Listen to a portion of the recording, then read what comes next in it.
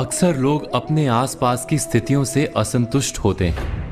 लोगों को घट रही घटनाओं से बहुत सारी शिकायतें रहती हैं।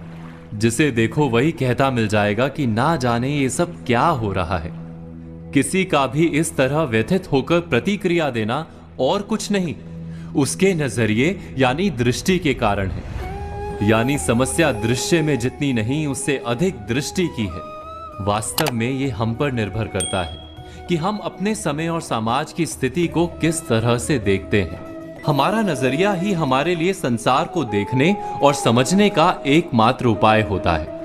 कोई भी घटना हमें उतनी ही प्रिय और अप्रिय लगती है जितनी कि हमारी दृष्टि उसे हमें समझाती है। आपने कभी आकाश में उड़ते बादलों में बनने वाली आकृतियों को देखा है? उनमें जो भी आकृतियां बनती हैं उसे हम अपने नजरिए से ही परिभाषित कर पाते हैं। एक ही समय में वो एक बादल का टुकड़ा किसी को शेर और किसी को खरगोश दिखता है। कैसे? ये केवल नजरिए के कारण है। दृष्टि के इस मर्म को हम एक कहानी के द्वारा समझने की कोशिश करते हैं। किसी आश्रम में एक गुरुजी अपने दो प्रिय शिष्यों के साथ रहते थे। एक दिन गुरुजी ने अपने दोनों शिष्यों से पूछा कि ये संसार कैसा है, अपने दृष्टिकोण से बताओ। पहला शिष्य बोला, ये दुनिया बहुत बुरी है। जितनी देर की रात होती है उतनी ही देर का दिन। कैसा संसार है, उजले दिन के पीछे काली अंधेरी रात आती ही रहती है। अंधेरी रात को नष्ट करके केवल दिन दिन ही रहना चाहिए, बस केवल उजाला रहे।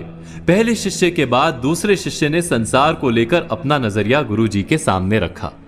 हर काली रात के बाद एक महाप्रकाशित दिन आरंभ होता है गुरुजी। सूर्य देव संसार को हर दिन नई ज्योति से भर देते हैं। लोग अपने अपने काम पर निकलते हैं। किसान हो, यात्री हो या पक्षी, सब अपने कर्म करते हैं। फिर थक कर आराम करने का समय हो जाता है। शाम घिरने लगती है तो हम सूर्य को विदा कर दीपक जलाते हैं और रात में भी उजाला कर लेते हैं। आसमान चमकीले तारों से भर जाता है।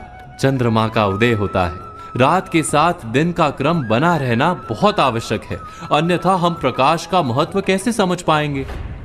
गुरुदेव ने दोनों के नजरिए को समझा। संसार वही एक है। हम इसे कैसे देखते हैं उस पर निर्भर करता है। जो अंधकार को अधिक देखेगा उसे अंधकार अधिक दिखेगा। जो प्रकाश को महत्व देगा उसे प्रकाश अधिक दिखेगा। इसीलिए दृश्य नहीं, दृष्टि को बदलने या सुधारने की आवश्यकता है।